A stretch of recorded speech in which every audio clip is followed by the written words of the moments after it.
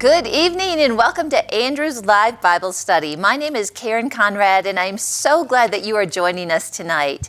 We have got two very special guests. We have got David and Tim Barton. Welcome, David and Tim. Well, thank you. Good to be here. Good. Great to be here. Thanks. Oh, we are so glad to have you here. And we've enjoyed a snow day today. Yes. We get these all the time in Texas. No, we don't. Right? We get a quarter inch of snow. We close school for a week. We don't have to do the snow. Well, it's so great. You're up here, and Andrew is actually in Texas. Right. And so he's at Kenneth Copeland's Ministers Conference, and so we know that he is having a great time, and I just want to thank you so much for joining us tonight. Absolutely. So this is going to be a great live Bible study, obviously with David and Tim here, and I want to encourage you to share this with your friends and family. Let people know to join us tonight. And David and Tim, we've got people that attend every week. We've got recurring visitors with the live Bible study, so I'm going to give a few of you a shout out. I want to welcome back Charlie, who's on live chat. We've got Ruthie, Curtis, Heidi, Cowboy, Gary, Angie, Gloria, and many more that join us every week. I want to thank you for making us part of your Tuesday night. And we've got a lot of first-time attendees tonight. So I want to welcome Pastor Lynn, who's on live chat. Welcome, Pastor Lynn. We've got Pamela, we've got Bruni, Anna, and many more. And also one of the things we are continually just surprised at is the number of countries that are represented in our audience. So we've got Canada tonight, Hong Kong, Indonesia, New Zealand, Nigeria, Pakistan, St. Lucia, India, and the UK. And I think we've got almost every state represented tonight. So we want to welcome you. Also, part of the live Bible study is we make this interactive, which means that we want to hear from you. I think what's unique about this and what Andrew really enjoys is being able to hear from our audience and be able to answer questions. So we'll have about a half hour of just teaching and conversation, and we'll save 15 minutes to make sure that we've got those questions coming in. So if you're joining us tonight on social media, the way that you ask your question is you enter it into the comment section, and we've got a whole team standing by that sends those questions forward to this iPad. And if you're watching on Andrew Womack Ministries website, you can go ahead and enter that information into the chat section. Well, we've got so many things that are going on at the ministry. I'll tell you what, there is so much happening, and there's a couple things that are coming up here in the next couple months that I just want to remind you of. First of all, Andrew's going to be ministering in Orlando. We've got the Orlando Gospel Truth Conference on February 7th, and you can register for that at awmi.net/events. We've got the men's advance coming up, and you know, we've got James Brown and Tony Dungy this year. So if you want to be part of the men's advance, we feel like it is going to max out, and make sure that you get registered early, and you can do that at awmi.net/events. We've got the 2019 Army Conference coming up, so if you are in ministry, that doesn't mean that you have to be a pastor. You don't even have to be in full-time ministry, but if you've got a license and you are ministering, you would be eligible to attend that, and that's at the website as well. And last but not least, we've got David, the King of Jerusalem, back by popular demand. We had that production in November, and we had almost a full house. And so during the Easter season, the week before Easter, we are going to be showing that again. That musical is April 12th through the 13th, and you can go to awmi.net/events to attend that. Now, one of the special things about the live Bible study is we have a giveaway every week, and the way that you are eligible for that giveaway is you can register, and you'll also receive the live Bible study notes. So if you've already registered, you are already in the drawing each week, but if you have not subscribed, go ahead and do so at awmi.net/Bible study. And tonight we are giving away, David, this book that you wrote with James Garlow. It's called This Precarious Moment. Can you tell us a little bit about this book? Yeah, in America, let me see if I can set it up differently. In America, we have enjoyed a position as a world leader for so long, we take it for granted. We are the most stable nation in the world. We're the only nation that's had the same Constitution for 233 years. The average length of a world's Constitution is 17 years. We are by far the most prosperous nation in the world. Every year, our 4% of the world's population produces more technology than the rest of the 96%. We do that every year. Wow. It's amazing. That is amazing. We get used to that, and we just think, hey, we've been here 4 centuries, we're in good shape. we're at a point now, at a tipping point, there are 6 major areas that if we don't get these right and get them right soon, there is no nation that has survived the bad decisions we're making right now. Oh my goodness. And so in 6 areas, we point out these 6 areas. There's racial relations, immigration, what we do with immigration, what we do with the next generation of millennials, who are the most secular generation we've had in our history by far, what we do as the church, which statistically is not doing well now, what we do with Israel, our relationship with Israel, and what we do with government, whether we make it more and more secular or whether we keep it some biblical. Those are all choices to make. And, you know, as great as America has been and as unique as we've been, we have no guarantee for the future unless we make the right choices now. So that's what we deal with. But instead of, and those are all big problems. Yes. But what we do is say, hey, these problems are solved by individuals at a local level. That's and so great. what we do is we put an emphasis on what every individual can do in all 6 of those areas to make a huge difference in the nation. Oh, that is awesome. And I was just sharing before we went on the air that that's the questions that we get. People are saying, what can I do as an individual to make a difference? And we're actually going to be discussing this book tonight. And so it's going to be a giveaway. And so you can register and subscribe to win this. And last week, I want to congratulate, let's see if I can find it here, our live Bible study winner. We gave away Andrew's book, The War is Over. And I want to congratulate Darren Moore. Darren, you have won that, and I know Andrew signed it, so we'll get that sent out to you. And I just want to remind you that the Live Bible Study is a viewer-supported program. And so if this has been a blessing to you and you feel that God's put on your heart to give toward it, you can do so a couple different ways. If you're watching on awmi.net, you can just click donate right on that screen and give towards a Bible study, or you can call the phone center at 719-635-1111. All right. Well, David and Tim, you are quite the father-son group here. I've had the privilege of going to your Washington, D.C. event, and Tim, you gave us a tour of the Capitol, and I'll tell you what, I had so much information put into me in those couple days. It was amazing. And so we are just so privileged to have you, and we're really excited to talk about these topics. And so I know you're going to start to talk about some of the 6 areas, but I'm going to turn it over to you and let us know, where should we start tonight with those topics? Let me start on that because I'm going to look at him. You said, you know, our family, our relationship. Yes. I'm going to start with millennials because the Great. subject, and by the way, what we're going to cover tonight, this is generalization. We're talking national statistics. Okay. Obviously, there's a lot of millennials that don't fit national statistics. A lot of them here at Precarious that don't fit national Yes. statistics.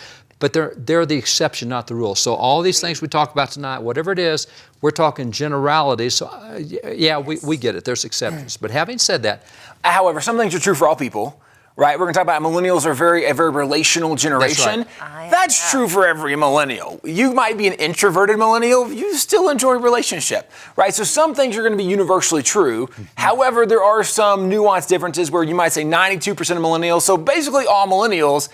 Well, yes, 92% is the vast majority. There are exceptions, but there are principles that will apply across the board because it doesn't just apply to millennials, right? Obviously, as Christians, we want to be relational and engage people with the gospel, no matter what their age is. Yes. But where we've lost millennials is we've not been as relational as we should be. And so this is where that's part of the solution anyway. And that actually goes, the solution to reaching millennials is actually what the church is not doing right now. And I don't mean just in millennials. The church has gotten into not dealing with people one-on-one. We want groups. We want mega churches. We want stadiums. Yes. Jesus is all about one-on-one, disciples. And he told his disciples to go touch someone and make a disciple. That is the way you touch millennials. It has to be one-on-one. You're not going to do a group thing. Yes. It's going to be one-on-one. So millennials are generally those from Tim's age and down. And they, as a group... Tim's age, probably most viewers don't know my age. I don't know if we put that on the screen, bottom third, right? Probably not. Probably the top limit would be 38, 37. Generally you're talking roughly 20, 21 to 35 or 36 is generally kind of that millennial range. And it depends on where you look online. People kind of throw different brackets around it, right? But generally speaking, it's kids that are in college or that are in their mid-30s right now. Those are millennials. And so when you look at that group statistically, and they comprise almost 40% of the voting population of America. Wow, that's a big And out of those Huge. millennials, that's where you're getting your leader. All leaders come from the next generation. Right. So whether it be church leaders, whether it be government leaders, whether it be business leaders, whether it be entertainment, art, journalism, you name it, all coming from that group. And that group as a whole right now, when you poll them, the views they have on morality, sexuality, the views they have on economics, and the views they have on government. For example, 75% of millennials support Bernie Sanders as a presidential candidate, who's the only openly socialist presidential candidate. So they prefer socialism over all other economic systems. It's also a political system. When you look at where they are, not only with economics, but sexual morality, they are the least biblically sexual moral generation in history for America's. As a matter of fact, biblical-wise, only 4% of millennials have a biblical worldview and agree with that position on morality. So you look at morality, you look at economics, you look at government. They think capitalism is a bad deal, and that's what we've had. When you take a position of I'm for socialism, I'm against capitalism, and I don't think there should be sexual morality, no nation in history has ever survived those three beliefs. And so if those three beliefs do not get turned around, you cannot show me a nation in history that had the wrong moral beliefs, the wrong economic system, and the wrong political system and survived as a nation. Right. And so that's why it's important. So how do you reach millennials? Yeah, well, and here's a challenge too, right? So obviously millennials are almost like the byword, where, oh, you're a millennial, what do you know, right? Yes. We are the most maligned generation I think there has ever been. Now, maybe every generation felt like that when they were our age. I don't know. I can only speak for our generation. And probably rightfully so, we are maligned in certain areas. There's no doubt we are really dumb in some. When 75% of my people think socialism is a good idea, we're dumb. Right, like and they probably don't know what socialism really is. Well, and this is right. That's where I'm going to go. So, and let me add too, they probably don't know what the Bible says about socialism, because from Genesis all the way through the Pauline epistles, very clear position against socialism in the Bible. But go ahead. Well, you will never read the Bible say socialism is bad. Right. You But will never. the So system. you're saying very clear position. Only if you understand what the Bible says and how it applies to life do you That's right. recognize we shouldn't be doing that. But let me back up. So for every dumb thing millennials think or say, I would argue for the most part, they shouldn't even be the ones primarily blamed for that. That's right. Right? I Where would agree. you have so many adults, these kids are so dumb. And whose fault is that? Who taught those millennials? Right? Oh, parents and schools. Oh, my gosh. We didn't. No, that's we us. did not do our own research to conclude socialism was awesome, right? You have right now. It's the majority of college students that believe socialism is the best economic system. Well, that means somebody's teaching them in college. This is a good idea. And so this is where the challenge is. It's not just that millennials are dumb, as oftentimes people say. No, it's we've been very poorly taught. And this is why relationship is such a big deal. Because the only way you can regain and kind of bring somebody in is you have to help engage in relationship, which certainly is part of the gospel message. If you're going to make disciples, you need to know who they are. You need to engage in their life. And even the notion for most millennials, they are more ignorant than intentional in their beliefs. That's right. And what that means is, like, generally Can speaking, I give an example of that? Yes, please. Let's take socialism. Let me Go define ahead. it real All right, quick, go ahead. and then we'll come back to where we see it in socialism. So generally speaking, you only deal with two kinds of people in life, especially when it comes to confrontation or disagreement. They either are ignorant, meaning they don't know what they're talking about, or they're intentional, and it means they don't care what's true. This is what they believe. Well, that makes a big difference when you engage somebody in conversation. It really does. Because if I know you don't care about the truth, then it becomes me casting pearls before swine, and I'm wasting my time now. But if I know you just don't know what you're talking about, one of the things that we strategically try to help young people do, we do internships in the summer for young people, 18 to 25 years old. The first 2 days, the only thing I do is make them defend every position they think they have, and generally they're not good positions, not worth defending. But the reason is, until you realize you have a dumb position, you're not willing to change. That is so. And you have to come to the own conclusion, right? But so, well, you know what? I don't think any of the founding fathers were Christians. Okay, well, how many of the founding fathers do you know? Well, I mean, I know there was Benjamin Franklin and Jefferson. Okay, well, there were 56 that signed the Declaration. There were 55 that helped write the Constitution, 39 that signed it. You had 90 guys that framed the Bill of Rights. So how many of those people do you know? Right? But until you start asking questions and make them defend the positions they hold, they don't realize, oh, I don't really know why I believe what I believe. But until they reach that, you can't teach them something. Now, here's where this matters, and you see most millennials are more ignorant than intentional, is when you look at socialism. And in socialism, if you look, 75% of those in college think socialism's good. When you look at the nation, 41% of Americans think socialism's a good system. So George Barton, one of the most noted national pollsters out there, George, I love his polling work because he doesn't let you get away with just giving an answer. No, He'll ask you the same question from a bunch of different directions. And so, do you think socialism is good? 41%, yes. Well, he has another 41 questions as part of the polling. Says, do you think that greater government control of business is good? Which is part of socialism. Oh, do you think that less private ownership of property is good, which is part of socialism? So he goes through and asks all the questions that socialism is without telling them it's socialism. Yes. At the end, he found out only 2% of Americans actually support socialism once they know what it is. So what happens... And I would argue not even once they know what it is, just support it. Because probably at the end of the survey, he didn't go, by the way, that's socialism. Yeah. But he discovered only 2% of people actually support the ideology of socialism. It's just that we've been misled, right? For millennials, they've been told, no, socialism means that we share, and it means we care for people. And we're being fair. And we love people, and we're fair, right? Well, so who's against being fair and sharing and loving? Well, that's capitalism, because they're greedy and they're selfish, but socialism, they've been taught incorrect definitions, and so it's not that they're intentional in believing something that they know to be wrong.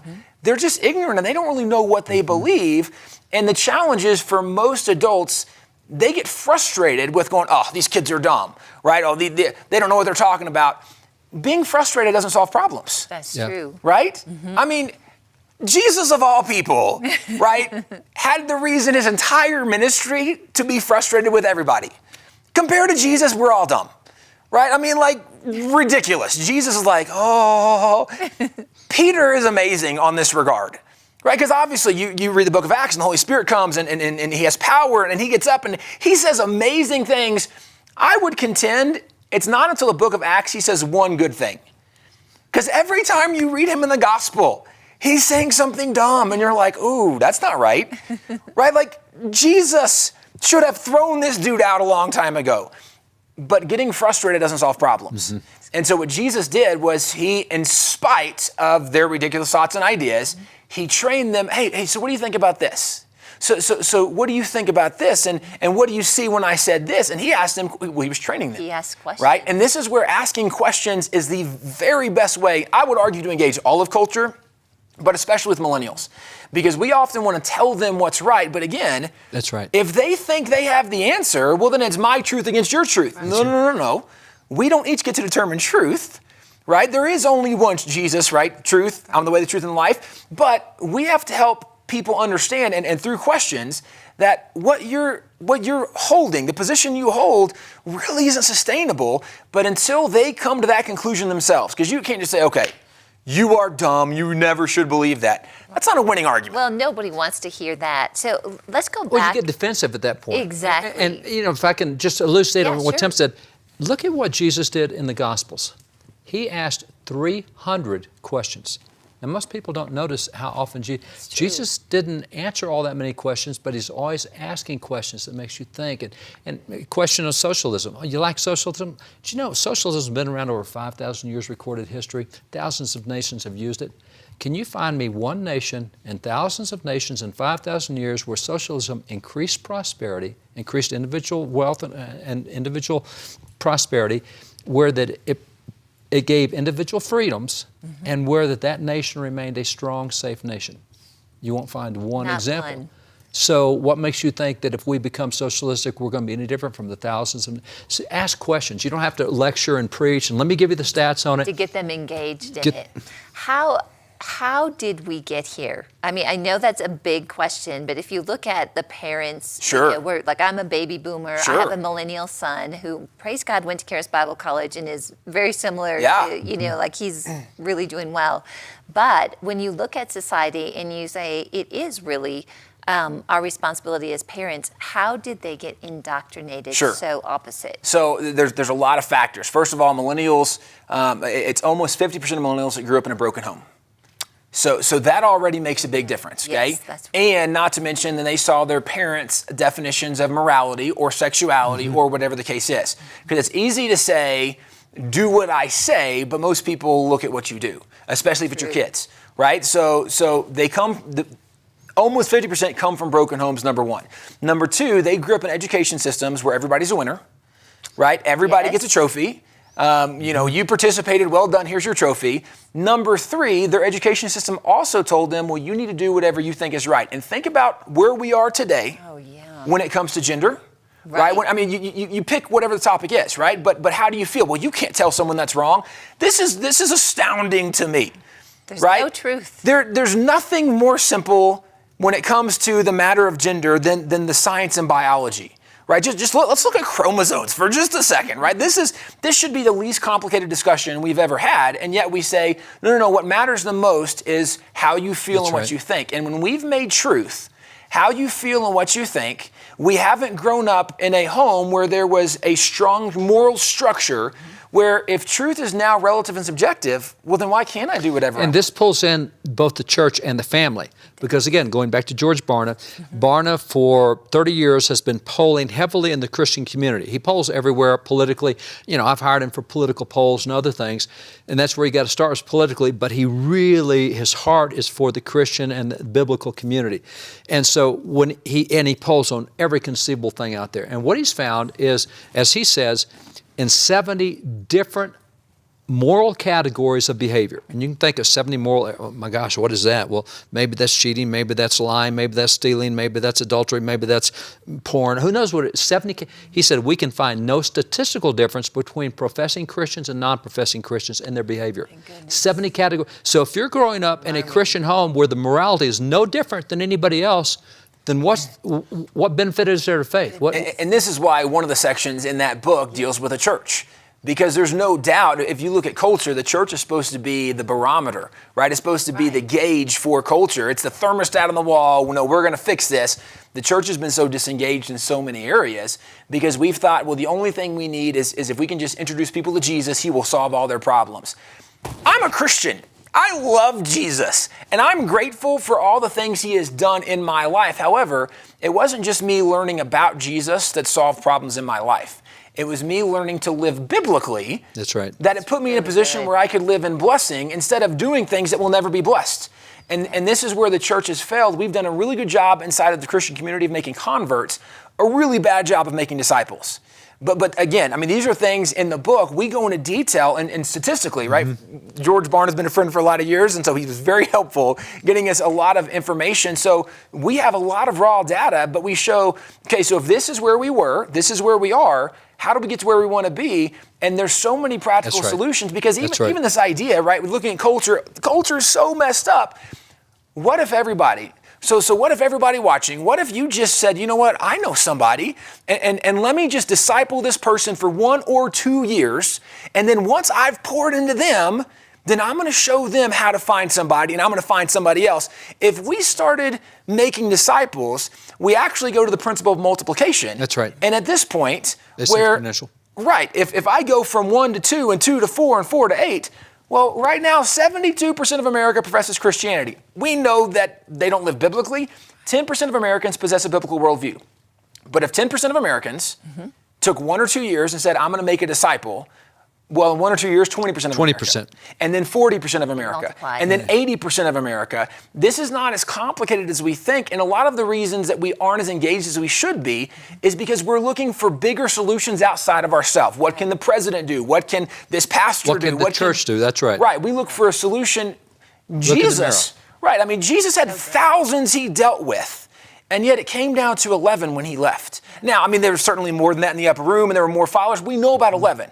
Okay, and this is what's They're quite the ones that astounding. changed the world. He had crowds of tens of thousands. One time he fed 5,000 men, not counting women and children, so probably a crowd of 25, 30,000. Got huge crowds following him. They didn't change the world. The 11 that he spent time with is what changed the world. And to take the stats just for a second, let's take world evangelism, because Christians want the world to be brought to Christ. So over the last 2,000 years, with our pastors, our missionaries, our evangelists, you have 7.5 billion people in the world today, and of them, 32% are Christian. Now, the next closest is Islam, with 21% being Islam. Yeah. Then you have 14% being Hindu, or 14% being Buddhist, and 7% being Hindu. So Christianity, the biggest religion in the world, it's taken us 2,000 years to get to 32%. Novel idea. What if we had no missionaries, no nothing? And I'm not saying this, but this is mathematical. What if just every single Christian said, I'm going to win one person to Christ this year? At the end of 1 year, you've gone from 32% to 64%. Then if and I would say not just win them to Christ, but make them disciples. That's right. Yeah. Not just introduce them to Jesus, but teach them how to live like Jesus. And at the end of 2 years, you're at 128%, which means the whole world. So what we've been trying 2,000 years to do through the professionals, what if every individual just took it on themselves? I can't reach many, I'm going to reach one this year. And I'm going to see one change. And same with millennials. See, this is where the church will get healthy, when it quits trying to do mass stuff and says, I'm going to disciple. And everybody sitting in the pews needs to disciple. Go build a relationship with millennials, and don't preach at them. Don't go and say, I know stuff you need to know. No. Let's go have a Coke together. Let's sit down and talk. Well, what are your hobbies? What do you like doing? Oh, that's interesting. Ask a few questions. Build a relationship. That's what Jesus said with discipleship. He's all the time with those disciples, asking them questions, 300 questions. I mean, that's where you really grow. That's so good. And it feels manageable. And I think that's the thing is like where we are today, there's just so much happening that it's easy just to be discouraged and say, well, I can't do anything, so I'm just going to pray. And Andrew's so big on that. He focuses on discipleship, which is why we have Precarious Bible College. And he encourages, we need to do more than pray. We need to take action. And what you're talking about is so reasonable for a person to do and to take on. That's right. And I wouldn't try to disciple someone if I haven't prayed through it. Yes. Right? So we're not discounting prayer. No. However, we don't stop with prayer, right? Prayer empowers us to go do what God's called us to do. Yes. And you're right. This is the reality is, we've made life, even as a Christian, or the political climate of America, you pick a category, we've made it way too complicated. Yeah. This is not as difficult as we think, but when you watch the news, it seems overwhelming. Yeah. When you see the political climate, when you see government, when you see things, what are we going to do? It's not that hard. No. Right? That's right. We love God, we love people, we make disciples, and this isn't that tough. I would argue nobody prayed, nobody prayed more or better than Jesus. I don't know of anybody who sweat drops of blood while they were praying. Right. I've got to say, nobody has the prayer life Jesus had. What if Jesus had only prayed and done nothing else? But he went out and confronted the civil leaders and the religious leaders. He went out and healed the sick and raised the dead. And he discipled and he taught. He had economic teachings. He had marriage teachings. He had teachings on criminal justice. He discipled. What if he had just stopped at praying? We wouldn't be here today. It's because he prayed and did something. That is such a good And so for the church to just pray, that's unacceptable. Well, and this is where, people are looking for very practical examples. The book that you are holding is full of things. So race relations, right? I mean, obviously right now, whether you look at the NFL and Colin Kaepernick and the national anthem, or you look at police officers and these shootings, or you look at the abortions that are happening in the black community, or really, communities as a whole, but by far the greatest majority are in the African American and the black community. When you start looking, there's some major issues when it comes to race in our nation, and we need racial healing. What can we do? Well, there's a lot of practical things we can do, and people are looking for those answers. And we've written a lot of books at Wall Builder. We have a lot of content. There's not many that I think are better. Actually, that might be the best one we've ever done. And I'm not saying that just kind of flippantly throwing it out there. I really think because we don't have another book that gives practical steps of here's how we solve this problem. That one has practical steps for every single category. So I'm just going to share with the audience again in case they weren't at the beginning, but it's called The Precarious Moment. And it says here, the 6 urgent steps that will save your family and our country. So how can they get a hold of this book? Any national book distributor will have it. Amazon, wallbuilders.com, we've got it. Audible has it. It's an audio book, so if people want to hear it rather than read it, it's out there in all the major venues. And it really is a very practical book. It is a way you can actually say, I felt like I did something significant last year. That's got good guidance in it. Wow, and so we've just talked about one of the topics, and I bet we just barely scratched the surface of it. And so just tell everybody again the other areas so that they know what they can expect. Sure. So we start with racial healing.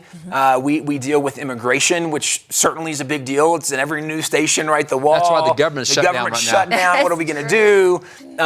We deal with millennials. We deal with Israel. We deal with the political climate, government in America, specifically looking at how it used to be based on biblical moral principles, and today we're kind of discarding some of those. And then we look at the church and what the church, from the biblical perspective, what they've been called to do, equipping the saints for the work of the ministry, and what we've really kind of relegated ourselves to today, which is not nearly what God Which is irrelevancy. Right, which is not what God's really called us to do to make a difference, which is why you see that culturally, especially in America, the church hasn't really made the difference it should, especially considering how many people profess to be Christians, how many churches there are. We're not making the difference we should, but it's because we've gotten away from what God says the church was supposed to be about and Christians were supposed to be about.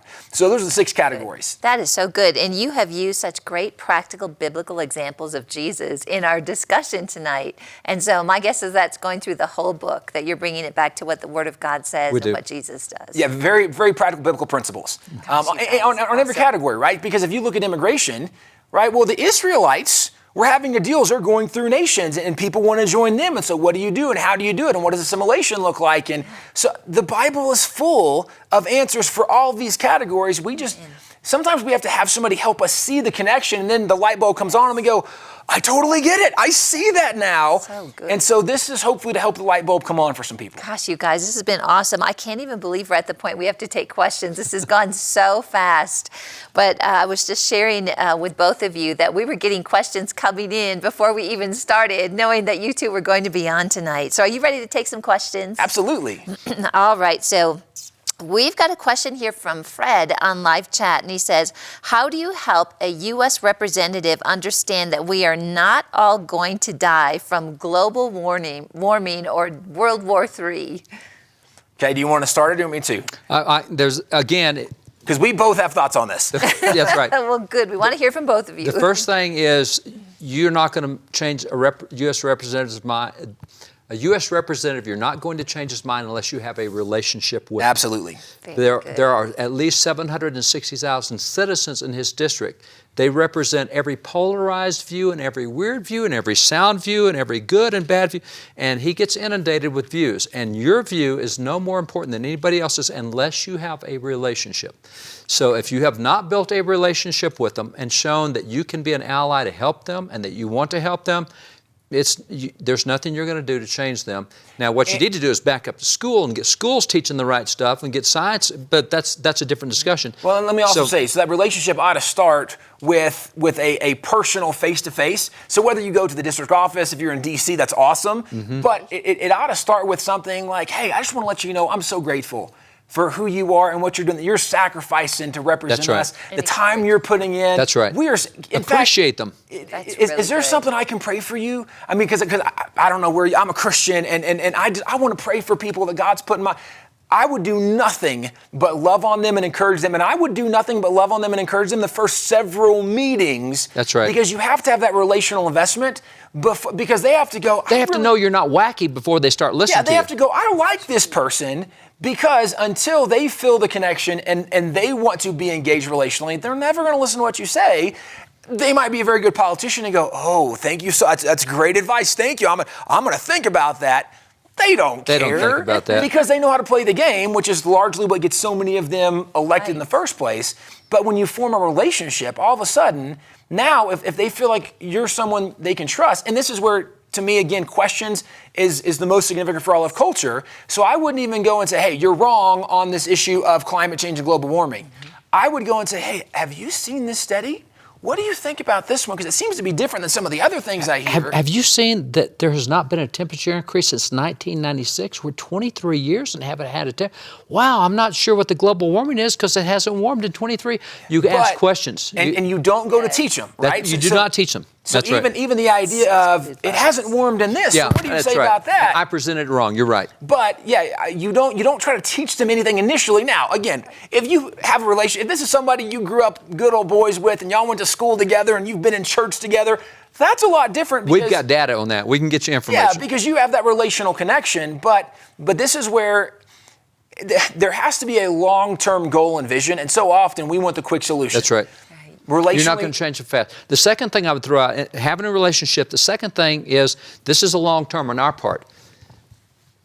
You want to elect people you don't have to lobby. Absolutely. If I get them in Congress and have to lobby them on what's right, I've already lost the battle. Oh. I need to be doing that early, which is why we get involved, even here at Caris, the school of government. Yes. We want to build a farm team that's thinking right. And so we've already at Caris School of Government, we covered global warming and the stats and the Bible and all the stuff on it, so that as these kids, and I say kids, they're students of all ages, but as they work through and they get to be a city councilor or maybe a mayor or maybe a state rep or maybe a state senator, and I'm going to run for Congress, we have our state representative. We are connected to several pro-life groups in Texas, and we probably get 40, 50, 60 contacts a year saying, contact your state rep. They're having a hearing today at 2 o'clock. They're going to vote on this bill. Ask them to vote no on Amendment 3. I have never once contacted my state rep to ask him to vote pro-life, not once, because I recruited him, and I recruited him because he was pro-life. Tim and I went to his office, and so we got him because he had the right viewpoint. So all I need to do is call them and say, hey, there's this new study out of you. Oh, and we already have a relationship. There's already trust. Yes. So you want to elect people that you don't have to lobby, which means you start early in the if you have to call them and convince them to make the right decision, you have the wrong person. You're kind of too late. Right? You're too late. They're already there. The horse is out of the barn. You're trying to shut the gate. Yeah. Not going to work. The most effective thing is to get the right person there, but depending on the district you live in, this might be a losing proposition for a long time until you've made some disciples and you've multiplied. But this is where relational investment becomes very significant. And you have to be strategic. You can't win every battle. That's right. But there are some battles that are worth fighting. Yeah. But again, it's only worth having that engagement after there's been a long relationship. That is so good. The information you're providing on this is, I've not heard this before. It is a very different approach, but you two are very effective in your influence. And so thank you so much for sharing that wisdom with us. Great. Okay, so we have got Ruthie on live chat that says this. Do you think we are living in a similar time to Daniel's? We can see familiar struggles that he faced, being under pressure to conform to society and culture without compromising values and belief. Do you think if we stand firm and be obedient to God like he did, we will see more godly society in the United States?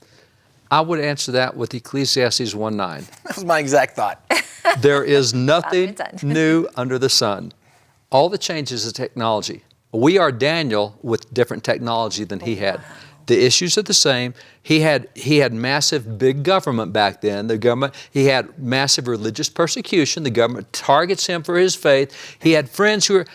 There's nothing different between us and Daniel, except we have different technology, but technology is not what the issue is. The issue are the principles that guide that. So, yeah. And I would say it's a little different because Daniel was in captivity. I would say we're not in captivity yet, right? There is a battle going on culturally for our religious liberty, for our freedoms. However, although Donald Trump is not the most religious guy, certainly, right? He's not going to be our pastor. It's not quite the same atmosphere, although there are very similar struggles, because you have just as hostile of an opposition against the Christian faith, trying to shut things down. But I don't see it quite as far down the road, right? Because under Daniel, although Christians have been put in jail, I haven't seen any thrown to lions yet. That's right? true. And so we're not quite that far, and only perspective, because sometimes it's easy for Americans. But that's the technology. We throw them to the lions in the media. Wikipedia is the lion's den right now. Correct, but you can still live through that, although it's miserable. That's right. Okay, it's miserable, but you can live through it. But here's the difference. I think for a lot of Americans, we feel victimized a lot more easily. That's right. I think for some of the listeners who are in different nations, agreed, and Americans were like, oh, we've been persecuted. Somebody said something mean about me on Facebook, right? And people in other nations were like, oh my gosh, you're so soft, right? I think it's a different kind of conversation, because we've been so spoiled in America that we've enjoyed protected religious freedoms for so long that politically they've been protected, and they've been protected because we had the right kind of representatives, we had the right kind of leaders. They believed in and we had the right kind of citizens who had the right moral beliefs and the right biblical beliefs. Now we're very uneducated citizenry electing uneducated representatives. I would argue we're going the direction of Daniel if we don't get things turned around. However, the opposition, the struggles, it's not that dissimilar, because there's nothing new under the sun. There's always people that oppose righteousness. And Jesus said, right, you're going to be persecuted for righteousness. That the servant is not greater than the master. So this isn't new for us, but it's an interesting parallel from Daniel, because certainly the opposition that he faced, the similar attacks he dealt with, we are dealing with today for sure. That's right. Wow, very good. All right, thank you so much. This is from Zachary on Facebook, and he is asking, how do you respond to the claim that we cannot legislate morality? Well, then I don't think murder should be wrong. And I think God had it all screwed up when he gave us the 10 Commandments, because he was trying to legislate morality, and you can't do that. Well, but let's say we're secular. Let's say there is no God. Okay? Yep. If there is no God, well, you're trying to impose your morals on me. Right. So then stealing and murder should be legal.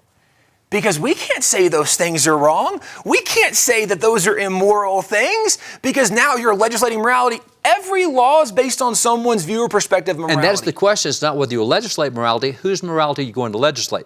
Dr. John Witherspoon, a signer of the Declaration of Independence, he said, every law is a legislation of morality. When we say the speed limit is 55, we're saying anything over 55 is immoral and under 50 is moral. Everything we do says what's right and wrong. And even more specific, right? Why do you have lower speeds in a school zone? Because we want to protect the life of the kids, because it would be immoral to drive quickly because you might endanger a kid's life. That's right. Every law is based on someone's view of morality, and it really is just a question of whose morality are we going to follow. And this is where, certainly, you can go back to the 10 Commandments, where God gave a standard of morality and said the whole nation is going to follow this. There's no higher standards of morality than that from the Bible, That's than right. Christianity. And practically speaking, if we want to be a free people, freedom only works with a moral people. Because you give freedom to immoral people, it looks like Chicago on the weekends, right? It's That's right. And no disrespect to people in Chicago, you're probably wonderful people, we love you. However, right, it's recognized as being a very violent place.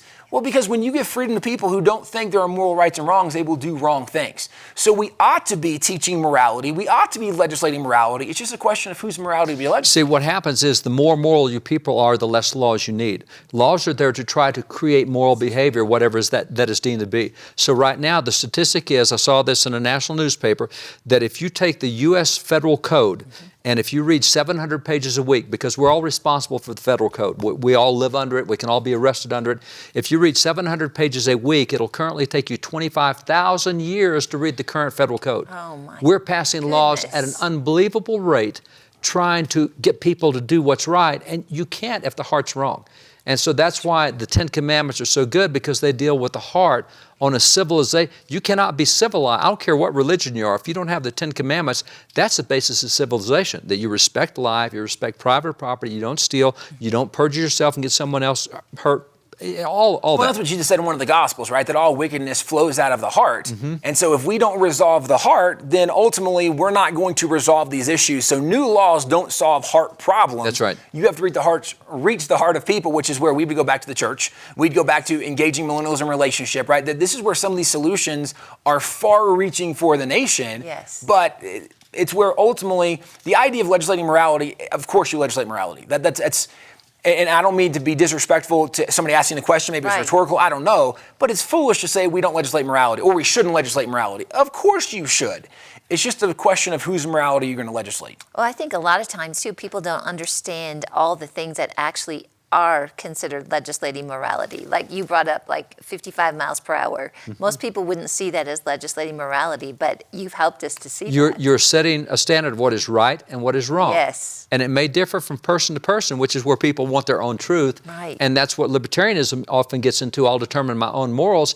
You can't do that in a collective society of 330 million people. You have to have some things of what is right and what's wrong. And those are all moral laws. Every one of them is a moral. It says what's right and wrong. Wow, that's awesome. Okay, we are almost out of time. I can hardly believe it, but I'm going to get one more question in if that sounds good. So we have got Bryce on Facebook, and his question is, he says, so how can I touch the people at my school more effectively? Oh, good question. Okay, so I would first want to know, are we at college, are we at high school? Because you would engage differently in different conversations. Okay. I would still say the bottom line is it's going to be through relationship. Obviously, you have to set an example for them, right? Where Paul says, follow me as I follow Christ. You're going to be a pretty miserable example or witness, let's say, if people go, why do I want to be like you? But when you are the most loving, the most kind, the most forgiving, when you are the example and people go, you're awesome, it's easier to engage in relationship. And this is where strategically we engage in relationship.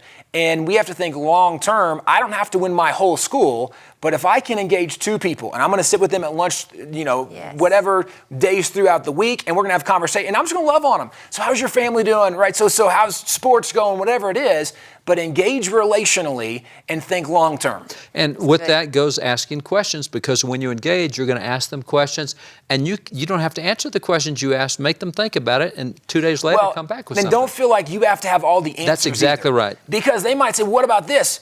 It's okay to say, that's a great question. You know what, let me look that up because I want to give you the best answer.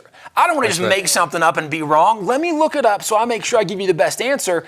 That's totally fine, because if they really are genuinely interested in what's true, they're going to come back and you can give them that answer. That's right. Would that be the same approach for the leaders of a school? So, the school board, people that, and I know you're a big advocate of get out there and get on your school board because so much starts there. No, if you're going on the school board, you're not there to be nice, you're there to be right.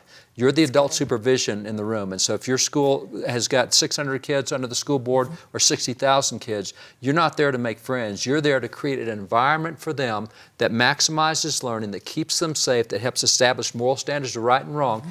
And so when you go in as a school board, you're not there to get along necessarily. Now, you're not trying to be belligerent. You're not trying you won't be effective if you don't make friends you don't want to be a jerk along the way. That's right. Right, because you have to have more than just your vote to get something done. However, you're not going just to be friendly and, well, whatever you think this whatever time. The superintendent says, that's what we want to do. We're here to support the superintendent. No, you're not. No, we're going to uphold You're there the to standard guide of the school righteousness. district. That's right. That is great. Wow, you guys, this has been amazing. We are out of time.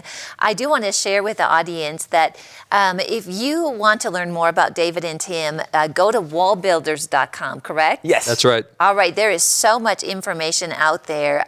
You guys, this has been such a blessing, and what a great topic, millennials. I mean, that's so close to so many of our hearts. Well, again, that book is going to be a great resource for folks because there's a lot that are of my hair color that can't figure out millennials and why they do these crazy things. You need that. You need to understand how they are, how they think, where they are. Awesome. Precarious moment.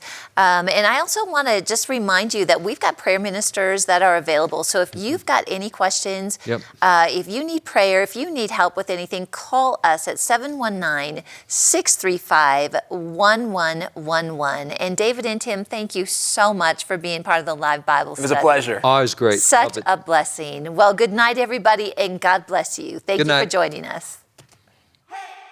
Join us next Tuesday for our live Bible study. To receive notes and to win giveaways, visit our website,